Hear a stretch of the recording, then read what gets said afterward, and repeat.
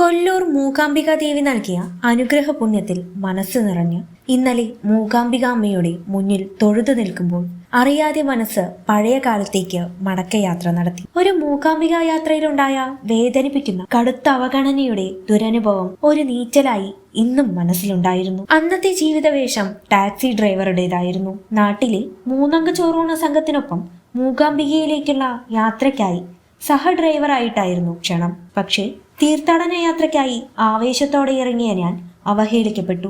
ബാഗും വഴിപാടുമൊക്കെയായി അധിക ദൂരം എത്തും മുൻപേ അവരുടെ വാഹനത്തിൽ നിന്ന് ഇറങ്ങിപ്പോരേണ്ടി വന്നു. എന്റെ താമസവും ചെലവും ഞാൻ തന്നെ വഹിച്ചോളാം എന്ന് പറഞ്ഞിട്ടും അവർക്ക് സ്വീകാര്യമായില്ല. ക്ഷണിച്ചു വരുത്തി അപമാനിച്ച പോലെ ഒരു തിക്ത അനുഭവം.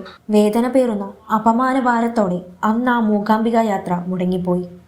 അമ്മ തന്നയച്ച വഴിപാട് പോലും എത്തിക്കാനാകാതെ ഞാൻ നിരാശയോടെ വീട്ടിൽ തിരിച്ചെത്തി. അങ്ങനെ മൂകാംബികയെന്നും ഒരു നൊമ്പരമായി മനസ്സിൽ കിടന്നു. കനലണയാത്ത ഓർമ്മയായി. കാലം വളർന്നു, ജീവിതവും വേഷവും മാറി. ഈ നവരാത്രി കാലത്ത് മനസ്സ് മന്ത്രിച്ചു. മൂകാംബിക ദേവിയുടെ വിളി പോലെ പോണം, ദേവിയെ കണ്ടു തൊഴണം. ഏറെക്കാലത്തെ മോഹഭാരം. പുണ്യനിമിത്തമായി പഴനിമല ക്ഷേത്രം തന്ത്രി മണിസ്വാമി ഗുരുക്കളുടെ ക്ഷണവും സുരേഷ് വരണം, മൂകാംബികയിൽ ഒന്നിച്ചു തൊഴുക. അത് കഴിഞ്ഞ ദിവസം സാധ്യമാക്കി.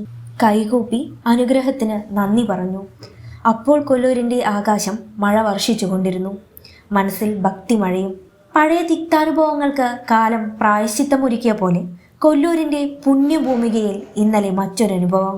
ദേവീ കടാക്ഷം. ക്ഷേത്രസന്നിധിയിൽ മൂകാംബിക ക്ഷേത്ര ട്രസ്റ്റിന്റെ ആദരം ലഭിക്കുക എന്നത് ദേവീ കടാക്ഷ പുണ്യമായി സ്വീകരിക്കുന്നു. എന്നോടൊപ്പം സഹോദരി പുത്രനും ഐശ്വര്യലക്ഷ്മി ബിൽഡേഴ്സ് മാനേജിംഗ് പാർട്ട്ണറുമായ പ്രദീപ് കണ്ണനും ആ അനുഗ്രഹ പുണ്യം പങ്കിടാനുണ്ടായി. സുഹൃത്ത് രാജേട്ടനും ഒപ്പമുണ്ടായിരുന്നു. സുബ്രഹ്മണ്യ അടിക, രാമചന്ദ്ര അടിക എന്നിങ്ങനെ ക്ഷേത്രത്തിന്റെ മുഖ്യ ഭാരവാഹികൾ പങ്കെടുത്ത് നൽകിയ ആദരവിന് ദേവി മഹാത്മ്യത്തിന്റെ പുണ്യസുഗന്ധം. കൂടാതെ പുണ്യ സാന്നിധ്യമായി പഴനിമല തന്ത്രി മണിസ്വാമി ഗുരുക്കളും കുടുംബവും. മണിസ്വാമിക്കും കുടുംബത്തിനും മൂകാംബിക ക്ഷേത്ര ദർശനത്തിന് വേണ്ട എല്ലാ സഹായങ്ങളും ചെയ്തു നൽകാനായതിന്റെ സായുജ്യം വേറെയും. ഹൃദയം കൊണ്ട് മൂകാംബിക അമ്മയ്ക്ക് നന്ദി പറഞ്ഞ് മഴ നനഞ്ഞ കൊല്ലൂരിന്റെ വഴിയിലൂടെ മടക്കയാത്ര.